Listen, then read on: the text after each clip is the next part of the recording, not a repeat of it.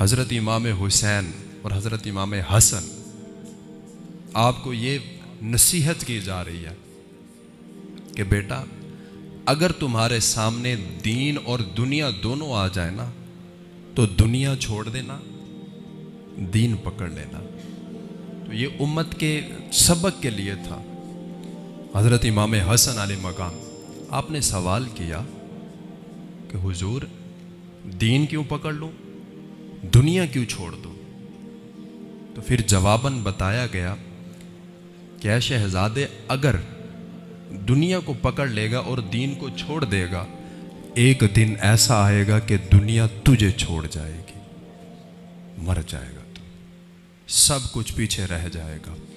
اگر تیرے سامنے دین اور دنیا دونوں آ جائے اور تو دین کو پکڑ لے گا تو دین دنیا میں بھی کام دے گا، قبر میں بھی کام دے گا، حشر میں بھی کام دے گا، برزخ میں بھی کام دے گا، پل صراط پر بھی کام دے گا، جنت کا داخلہ دلوا کے آئے گا اگر دین کو پکڑو گے تو۔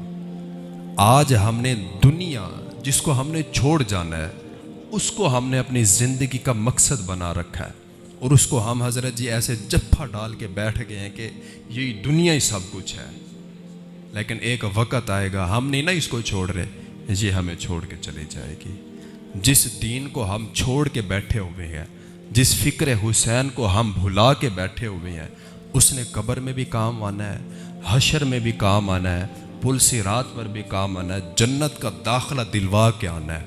اس دین نے، اس قرآن نے ہمیں جنت کا داخلہ دلوا کے آنا ہے، جس قرآن کو پڑھنے کے لیے آج ہمارے پاس وقت نہیں ہے۔ اس نماز نے ہماری معراج کروانی ہے، اس نماز نے ہماری بخشش کروانی ہے، جس کو پڑھنے کے لیے بندہ مومن کے پاس 5 وقت کا وقت نہیں ہے، ٹائم نہیں ہے۔ یہ قرآن مجید نے سب کچھ کرنا ہے۔ یہ دنیا فانی، یہ دنیا چھوٹ جانے والی ہے، یہ کسی کی نہیں رہی۔ اس سے بڑی بات اور کیا ہو سکتی ہے کہ یہاں پر انبیاء کرام نہیں رہے، جلیل القدر صحابی نہیں رہے، اولیاء عظام اگر اس زمین پر آ کر واپس چلے گئے ہیں تو جانا تو ہم نے بھی گئے۔ اور کسی بندے کے پاس میں یقین مانے کوئی بھی بندہ یہ کہہ دے کہ حضرت میرے پاس چٹھ موجود ہے جس کے اوپر لکھا ہوا ہے کہ فلاں تاریخ، فلاں دن، فلاں وقت مجھے موت آنی ہے، کسی کے پاس نہیں ہے۔ جب ہر چیز کا علم ہے، جب ہر چیز کا پتہ ہے، اس کے باوجود بھی غفلت، یہ پھر ہم احمقانہ طریقے سے اپنی زندگی گزار رہے ہیں۔ فکر حسین یہ نہیں ہے، ذکر حسین یہ نہیں ہے۔ امام حسین کو ماننے والے ہو تو 5 وقت کے نمازی ہو جاؤ، امام حسین کو ماننے والے ہو تو قرآن مجید کے حافظ نہ صحیح روز قرآن مجید کی تلاوت کرنے والے ہو جاؤ۔ اگر امام حسین کو ماننے والے ہو، زیادہ نہ صحیح ہر روز کم از کم کسی ایک ضرورت مند کی ضرورت کو پورا کرو اور پوشیدہ طریقے سے کرو۔ امام حسن علی مقام جب آپ کو غسل دیا جانے لگا نا تو آپ کے جب کرتہ مبارک کو اتارا گیا تو آپ کے پیچھے جو کمر تھی نا اس کے اوپر نشان تھے، تو لوگوں نے بڑی باتیں کرنا شروع کر دی، یہ تو شہزادے تھے، یہ کیا چکر ہے؟ تو آپ نے نا جو آپ کے ساتھ آپ کا ایک جو غلام ہوتا تھا، نوکر ہوتا تھا، اس کو آپ نے قسم دے رکھی تھی کہ میرا یہ راز کبھی فاش نہ کرنا۔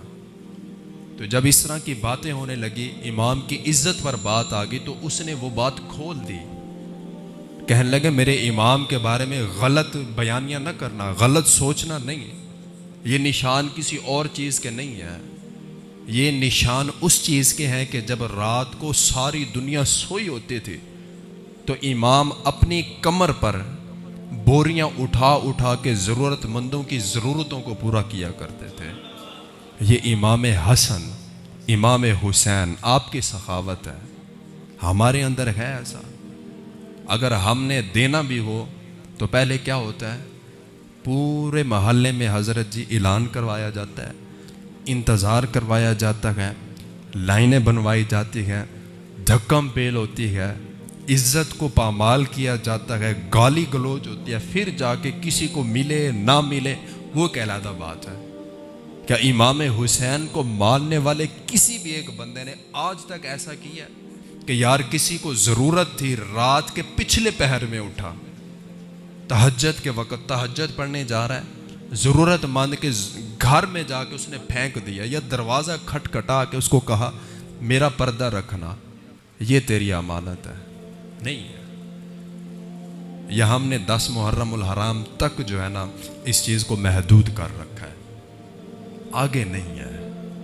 तो मेरे भाइयों, ज़िक्र हुसैन सुनने का मकसद जो है वो ये है कि इमाम हुसैन अली मकाम ने जिस वजह से शहादत पेश फरमाई उस वजह पे अमल करें। असल मकसद ये है कि नमाज और कुरान के दामन को मजबूती से थाम के अपनी ज़िंदगी को गुजारें। फिर है मज़ा, फिर है ज़िंदगी गुजारने की लज्जत, फिर मानेंगे, फिर देखने वाला भी कहेगा ये इमाम हुसैन का नौकर है, ये इमाम हुसैन का ग़ुलाम है, ये इमाम हुसैन का मलंग है। कहने से नहीं बनता, करने से बनता है। करें, कोशिश करें, आज नहीं कल, कल नहीं परसों, एक ना एक दिन आपकी ये जो है ना, मैं कहता हूँ कि तबीयत हो जाएगी कि नमाज के बगैर आपको सुकून नहीं आएगा, कुरान मजीद की तिलावत किए बगैर आपको सुकून नहीं आएगा। तो ये ज़िक्र हुसैन और फ़िक्र हुसैन का असल मकसद है।